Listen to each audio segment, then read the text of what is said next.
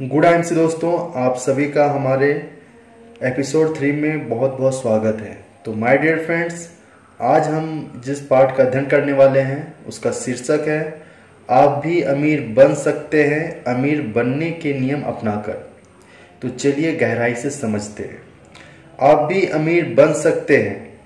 आपका यह सपना साकार हो सकता है।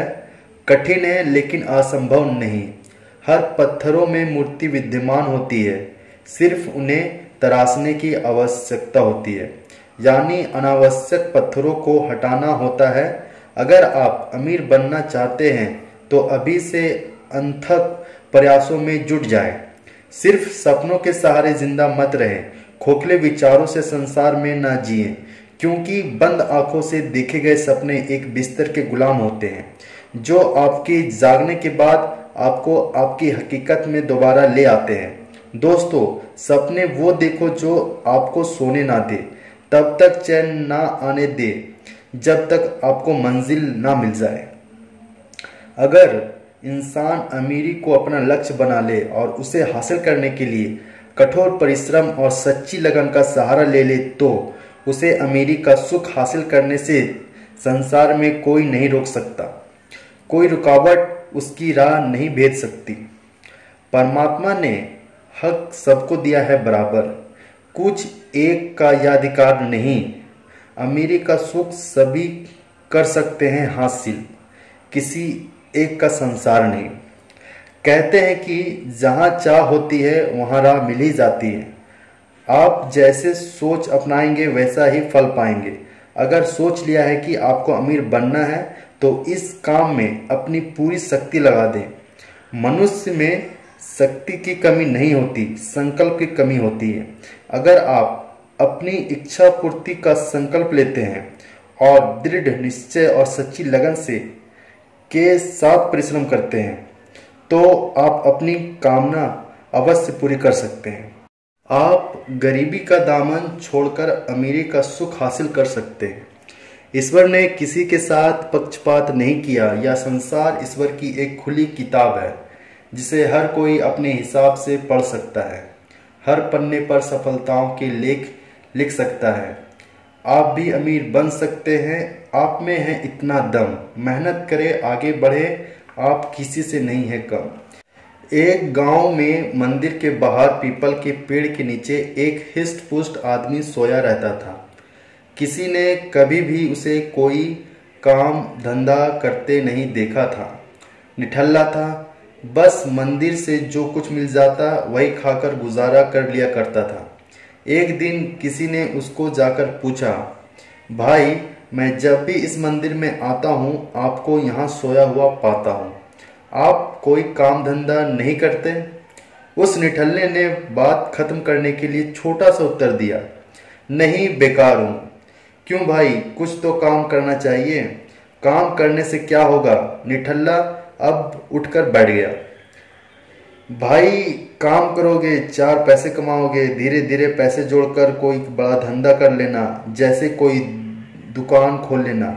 सज्जन ने उसे प्यार से समझाया, लेकिन निठल्ले को जैसे कुछ समझ में नहीं आया। वो बोला, दुकान खोलकर क्या करूँगा? दुकान तुम्हारे धन कमाने का साधन बन जाएगी। धीरे धीरे दुकान से कोई कंपनी भी खोल लोगे, धन आएगा तो अमीरी में तुम अपना जीवन बसर कर पाओगे।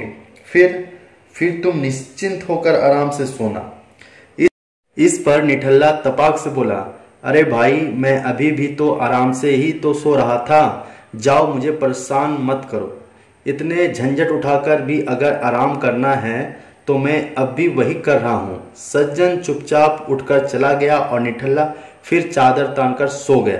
पंजाबी में एक कहावत है, हड्ड आरामी हुज्जत तार ढेर, यानी जिसने कोई काम नहीं करना वो हजारों बहाने ढूंढ लेता है। ऐसे लोग कोई काम करना ही नहीं चाहते, कोई ना कोई बहाना बनाकर अपने आप को सही साबित करने में लगे रहेंगे, लेकिन कोई काम धंधा नहीं करेंगे। आप ही बताएं, क्या ऐसे लोग कभी कोई मंजिल हासिल कर सकते हैं? कर्महीन व्यक्ति को बात समझाना इतना आसान नहीं होता। वो सुन तो सबकी लेंगे लेकिन उस पर अमल नहीं करेंगे। रामचरितमानस की लाइन है, सफल पदार्थ है जग माही, कर्महीन नर पावत नहीं। अर्थात इस संसार में सब कुछ है लेकिन कर्महीन मनुष्यों को कुछ भी नहीं मिलता। इसलिए आप कर्महीन मत बनो, कर्मशील बनो। कर्म वो शक्ति है जिसके बल पर हर इंसान शून्य से शिखर तक पहुंच सकता है। लक्ष्मी मित्तल को जानते हैं आप?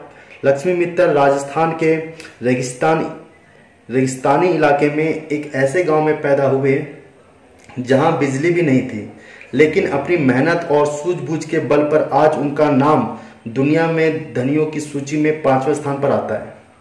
क्यों? क्योंकि वो कभी भी निठल्ले नहीं बैठे, कर्म को ही जीवन माना, सदा सफलता को ही मन में ठाना। इसी तरह हम आपको वॉल्ट डिज्नी के बारे में बताते हैं। एक दिन वॉल्ट डिज्नी के मन में एक ऐसा पार्क बनाने का विचार आया जहां एक पूरा परिवार एक साथ मौज मस्ती कर सके, लेकिन उनका यह विचार किसी को पसंद नहीं आया। फिर भी डिज्नी ने हार नहीं मानी। उन्होंने कैलिफोर्निया में डिज्नीलैंड बनाने के लिए अपना घर तक गिरवी रख दिया, कार बेच दी, जीवन बीमा पॉलिसी तक बेच दी। वो कर्ज में बुरी तरह डूबे हुए थे, लेकिन उन्होंने हिम्मत नहीं हारी। वो अपने सपने को साकार करने में जुटे रहे और उन्होंने डिज्नीलैंड बनाकर ही दम लिया। जब डिज्नीलैंड खुला तो वो अमेरिका का सबसे बड़ा आकर्षण का केंद्र बन गया और वॉल्ट डिज्नी करोड़पति बन गए। उनका अंतहीन प्रयास सफल हुआ और उनका सपना साकार हो गया। जो इरादों के पक्के होते हैं और लक्ष्य प्राप्त करने में लगातार जुटे रहते हैं, सफलता सदैव उन्हीं के कदम चूमती है। ऐसे अनगिनत इंसान हैं जिन्होंने सच्ची लगन और मेहनत के बल पर फर्श से अर्श तक का सफर तय किया है। वो अपने लक्ष्य को निर्धारित करके मन में ठान कर विजय प्राप्त करते हैं। हमारा निशाना केवल लक्ष्य पर ही होना चाहिए। यदि हमारे मन में उद्देश्य है कि एक लक्ष्य है, तभी हम मंजिल तक पहुंच सकते हैं। आपने हेनरी फोर्ड के बारे में तो सुना ही होगा। वो कारों को बनाने वाले अमेरिका के मशहूर उद्योगपति थे। उनका एक ही सपना था कि वो एक ऐसी कार बनाए जिसके 8 सिलेंडर एक ही ब्लॉक में हो। उनके इंजीनियरों ने इस काम को असंभव बताया, पर फोर्ड अपनी जिद पर अड़े रहे और अपने इस काम में निरंतर जुटे रहे, तब तक जब तक उन्होंने अपना ध्येय हासिल नहीं कर लिया। अब मैं आपको रे क्रॉक के बारे में बताता हूँ। रे क्रॉक वो शख्स थे जिन्होंने मैकडॉनल्ड्स के नाम से रेस्टोरेंट की फ्रेंचाइजी चेन बनाकर पूरी दुनिया में अपना कारोबार स्थापित किया। उनकी इस चकाचौंध युक्त स्थापना पर संपूर्ण विश्व चकित ही नहीं अपितु आनंद से भर गया। वो खुद तय करते हैं मंजिल आसमानों की, परवाह नहीं होती जिन्हें आंधी तूफानों की। वो खुद तय करते हैं मंजिल आसमानों की, परवाह नहीं होती जिन्हें आंधी तूफानों की। रखते हैं पुख्ता हौसला और ऊंचा उड़ने का, परिंदों को कौन देता है तालीम ऊंची उड़ानों की। जिन लोगों की मनस्थिति रे क्रॉक जैसी होती है, वो कभी गरीब और बदनसीबी के समान नर्क में अपनी जिंदगी नहीं बिताते, अपितु वो अमीर बनकर ही सांस लेते हैं। अब घनश्याम दास बिड़ला की बात करें तो उन्होंने भी जब अपना व्यवसाय शुरू किया था, तब उसके पास क्या था? तालीम भी नहीं थी। वो सिर्फ अपने साथ उज्जवल भविष्य यानी अमीर बनने का जज्बा लेकर चले थे कि उन्हें बस भारत का उद्योगपति बनना है, और वो बने भी। सफल होने के लिए उन्होंने बहुत सारी कठिनाइयों का सामना करना पड़ा, लेकिन वो निरंतर अपने प्रयासों में जुटे रहे और हिंदुस्तान के बहुत बड़े उद्योगपति बनकर रहे। मगर उन्होंने कभी पराजय नहीं स्वीकारी, सदैव डटे रहे। इसी तरह होंडा मोटर्स के संस्थापक साइनशिरो होंडा, जो कि दूसरे विश्व युद्ध के पश्चात दिवालिया घोषित हुए, मगर फिर भी धैर्य, साहस और परिश्रम के रास्ते पर चलकर उन्होंने 1948 में अपनी पहली फैक्ट्री का शुभारंभ किया और होंडा कंपनी विश्व की सर्वश्रेष्ठ कंपनी साबित हुई। धीरूभाई अंबानी की बात करें तो जब उन्होंने रिलायंस कंपनी शुरू की थी, तब उनके पास मात्र 15,000 रुपये थे। लेकिन 2002 में उनकी मृत्यु के समय रिलायंस ग्रुप की सकल संपत्ति 60,000 करोड़ की थी। अमिताभ बच्चन भारतीय फिल्म जगत के सुपरस्टार, जिन्हें कई लोग भगवान का दर्जा देकर पूजते हैं। कोलकाता में एक ऐसा मंदिर है जहां भगवान की प्रतिमा की जगह अमिताभ बच्चन की मूर्ति स्थापित की गई है। 1995 में उन्होंने एक ऐसी कंपनी बनाई जो बहुत ही घाटे का सौदा साबित हुई। सुपरस्टार के सिर पर 90 करोड़ का कर्ज हो गया। उनके पास सिर्फ एक घर बचा था और उस पर भी कुर्की के आदेश सुनाए गए और आज उन्हीं को फिर से बॉलीवुड ने सिर आंखों पर बिठा लिया। इस समय वह सदी के महानायक हैं।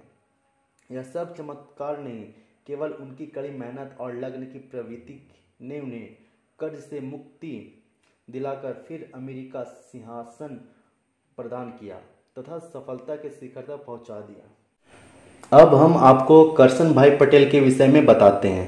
करसन भाई पटेल ऐसा व्यक्तित्व है जिसने अकेले ही हिंदुस्तान लीवर लिमिटेड जैसी बहुराष्ट्रीय कंपनी को मात देकर देश भर में डिटर्जेंट के चलन को स्थापित किया। वो दिन भर सरकारी दफ्तर में लैब टेक्नीशियन का कार्यभार संभालते और रात को घर आकर डिटर्जेंट पाउडर बनाने का काम करते। उस वक्त उनके पास व्यापार करने के लिए पैसों की कमी थी, फिर भी वो पेट काट काट कर अपने ध्येय पर डटे रहे। फिर एक दिन 1,000 रुपये अपने दोस्तों से उधार लेकर निरमा पाउडर बनाने में जुट गए। रविवार को वो डिटर्जेंट के पैकेज अपने साइकिल पर रखकर घर घर बेचने जाते। धीरे धीरे मांग में बढ़ोतरी हुई। फिर करसन भाई ने सरकारी नौकरी छोड़कर अपना पूरा ध्यान अपने व्यवसाय पर केंद्रित कर दिया। वो रेडियो, सिनेमा और टीवी पर विज्ञापन भी देने लगे। फिर निरमा वॉशिंग पाउडर पूरे देश में लोकप्रियता की बुलंदियों को छूने लगा तथा करसन भाई की गिनती अमीरों में दर्ज हो गई। हमने आपको केवल चंद लोगों की सफलता की कहानियां बताई है, लेकिन ऐसे अनगिनत लोग हैं जिन्होंने सच्ची लगन से तथा कड़ी मेहनत करके गरीबी के अभिशाप को अमीरी के सुख में परिवर्तन किया है। मैं आपसे पूछता हूँ, अगर ये सब लोग अमीर बन सकते हैं तो आप क्यों नहीं? पाई है गर अनमोल दे, इस जीवन को व्यर्थ मत गवाओ। उठो, काम करो, मत विश्राम करो, दुनिया में कुछ करके दिखाओ। आलस्यम ही मनुष्याणाम शरीरस्य महारूप, अर्थात आलस्य मनुष्य का सबसे बड़ा शत्रु है। इसलिए आलस्य को दूर भगाओ और अपने लक्ष्य को प्राप्त करो। दुनिया की महान शख्सियत एवं धन कुबेर बिल गेट्स ने कहा है कि मनुष्य अगर गरीबी में जन्म लेता है तो इसमें उसका कोई दोष नहीं है, लेकिन अगर वो गरीबी में मरता है तो यह उसका सबसे बड़ा दोष है, क्योंकि उसने स्वयं को कभी इस अभिशाप से मुक्त होने ही नहीं दिया। अब सवाल यह उठता है कि धनवान कैसे बना जाए? वो कौन सा रास्ता है जो आपको आपकी मंजिल तक पहुंचा सकेगा? वो कौन सी ऐसी सीढ़ी है जिस पर एक एक कदम रखते हुए आप सफलता की ऊंचाइयों को छू सकते हैं? वो कौन सा ढंग है जिसे अपनाकर आप शून्य से शिखर तक पर पहुंच सकते हैं? आज हम व्यवसाय और जीवन में सफलता की राह पर बहुत आगे बढ़ चुके हैं और बहुत से कठिन प्रश्नों का समाधान भी पा चुके हैं। हमारे मन में इन सवालों के जवाब आम आदमी तक पहुंचाने की तीव्र इच्छा थी जो अमीर बनना चाहते हैं। हमने सोचा कि किस प्रकार अपनी सोच को लोगों तक पहुंचाएं। एक दिन मैं इसी उधेड़-बुन में था कि मैंने अपने बेटे सत्यन से इस विषय में बात की। फिर उसने पूरे जोश एवं हर्षोल्लास से मेरी इस सोच का समर्थन किया। मैंने कहा, सत्यन बेटे, मैं बचपन से ही सोचता आया हूँ कि अगर रे क्रॉक, वॉल्ट डिज्नी, लक्ष्मी मित्तल और अंबानी जैसे लोग शून्य से शिखर तक पहुंच सकते हैं तो फिर और लोग क्यों नहीं? आज हम जब धनी होने का सुख हासिल कर चुके हैं तो क्यों ना धनी होने का रहस्य औरों को समझाएं ताकि अभाव में जी रहे लोगों को निर्धनता से निजात मिल सके। सत्य ने कहा, पापा, आपका यह कार्य मानवता के हित में है और सराहनीय भी है। आपने अपने जीवन में जो उतार चढ़ाव देखे हैं, ऐसे कभी संसार में किसी अन्य को ना देखना पड़े। आपने एक एक कदम बढ़ाकर अंधेरे से उजाले तक का सफर तय किया है। गरीबी और अमीरी को आपने निकट से देखा है। आप धनाढ्य बनने के ढंगों से अभिज्ञ नहीं हैं। आपके पास एक सर्वसिद्ध प्रमाण है। आप अपना सर्वोपरि अनुभव संसार के साथ साझा करना चाहते हैं तो अवश्य करें। सत्य ने कहा, पापा, आपने हर इंसान को इंसान बनने का मंत्र दिया।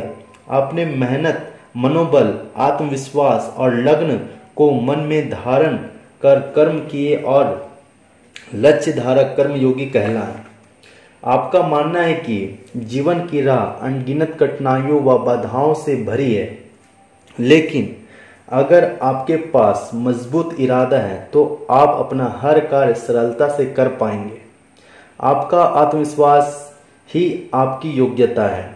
आपकी जिंदगी में कई रुकावटें व मुसीबतें आएंगी और आई, कई बाधाओं से लड़े, लेकिन आपने हिम्मत नहीं हारी। आपको मालूम है कि आग की तपन ही सोने को कुंदन बनाती है। हजारों सालों की प्रक्रिया के बाद ही कोयला जलकर हीरा बनता है। गंगा हजारों मील बहने के पश्चात सागर में मिलती है। माँ के पेट की गर्माहट सहकर शिशु 9 महीने के अंतराल के बाद ही जन्म लेता है। संघर्ष ही जीवन का पर्याय है। संकट में धैर्य और साहस की मनुष्य के संगी साथी हैं जो साथ निभाते हैं, कभी हारने नहीं देते, सदैव हौसला बढ़ाते हैं। आपने सच ही कहा था, अगर ठान लो तो हवा को गांठ लगा सकते हो, नभ के तारे तोड़ सकते हो। आत्मविश्वास अगर कायम है तो हर तूफान को मोड़ सकते हो। जैसे डॉक्टर बनने के लिए डॉक्टरी के नियम सीखने जरूरी होते हैं, या इंजीनियर बनने के लिए इंजीनियरिंग के विषय के नियमों का ज्ञान जरूरी होता है। अमीरी की इच्छा रखने से कोई अमीर नहीं बन जाता। अमीर बनने के लिए अमीर बनने के नियम अपनाने पड़ेंगे। हम दोनों ने यह फैसला किया कि हम 5 दिनों की एक वर्कशॉप लाएंगे, जिसमें हर दिन 4 शिफ्टें होंगी। सुबह की शिफ्ट अशोक भाटिया और शाम के शिफ्ट में सत्यन कार्यभार संभालेंगे, जिससे सबको अमीर बनने के नियम समझाए जाएंगे। मेरे प्यारे दोस्तों, मैं उम्मीद करता हूं कि आपको ये लेसन से बहुत कुछ सीखने को मिला होगा। आपने जो कुछ भी सीखा कमेंट में ज़रूर कुछ बतलाएं, जिससे हमें जानने को मौका मिले कि हमारे जो कोशिश थी उससे आपके जीवन में परिवर्तन आया। तो चलिए, आज के लिए इतना ही। धन्यवाद।